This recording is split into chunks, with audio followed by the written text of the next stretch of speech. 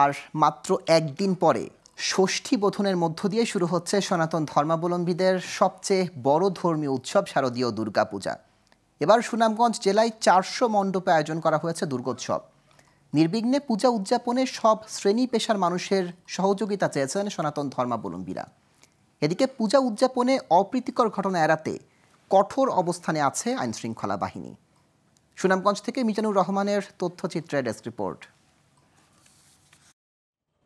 সুনামগঞ্জের 12 উপজেলায় 400টি মণ্ডপে প্রতিমাতে শেষ তুলির আঁচড় দিতে ব্যস্ত কারিগররা। গেল বছর 426টি মণ্ডপে পূজা হলেও এবার বিভিন্ন কারণে কমেছে মণ্ডপ সংখ্যা। তবে উৎসবমুখর পরিবেশে নতুনপাড়া, সোমপাড়া, রায়পাড়া, নবীনগর সহ উপজেলা শহরের মণ্ডপে চলছে প্রতিমার রং তুলি ও সাজসজ্জার কাজ। এদিকে প্রতিমা তৈরির উপাদানের দাম বাড়ায় লোকসান হচ্ছে কারিগরদের। প্রতিটা মণ্ডপে উৎসাহ এবং উদ্দীপনার সহিত আমাদের কাজ চলছে।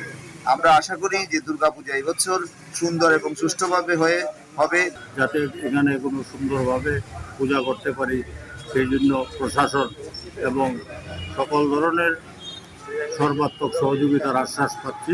এই বছর গন্ডগোলের কারণে অনেকেই পূজা করতে নারাজ ছিল, যার কারণে মূর্তি কারিগর আইতে লেট হয়েছে। এরপরে রঙের কাজটা আমরা অনেক লেটে ধরছি, কারণ মূর্তি অনেক সবটি বিক্রি হয়েছে। খরচ করে সবকিছু চালাই যাইতে গিয়ে আমরা একটু হিমজিম খাওয়া লাগে। কারিগরের বিদা করতে গিয়া বা রঙের করতে গিয়া রং কিনতে গিয়া সবটা তো দাম বাড়তি। মণ্ডপের সংখ্যা কম হলেও জেলা জুড়ে 400 পূজা মণ্ডপে শান্তিপূর্ণভাবে পূজা উদযাপনের আশা প্রকাশ করলেন এই নেতা। এবছর 400টি পূজা মণ্ডপে পূজা অনুষ্ঠিত হচ্ছে। অন্যান্য বছরের মতোই ধর্মীয় ভাব গাম্ভীর্য বজায় রেখে এবং উৎসবমুখর পরিবেশে পূজা উদযাপন করার জন্য আমরা জেলা পূজা অর্জন পরিষদের পক্ষ থেকে সভা আহ্বান করেছি, সবাইকে নিয়ে সভা করেছি।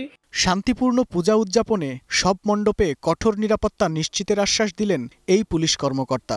অধিক গুরুত্বপূর্ণ, কম গুরুত্বপূর্ণ এবং সাধারণ পূজা মণ্ডপ চিহ্নিত করে আমরা 3 স্তরের পূজা মণ্ডপ আমরা করে নিরাপত্তার ব্যবস্থা করেছি, পূজা পূর্ব, পূজার সময় এবং পরবর্তীতে।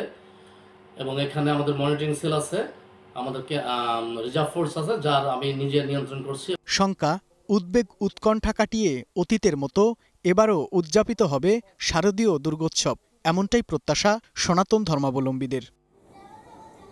Global television news desk.